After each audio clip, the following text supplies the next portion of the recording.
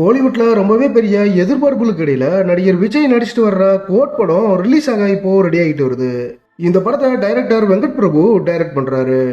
இப்போ இந்த படத்தோட படப்பிடிப்பு அப்புறம் போஸ்ட் ப்ரொடக்ஷன் ஒர்க் ரொம்பவே வேகமா நடந்துட்டு வருது.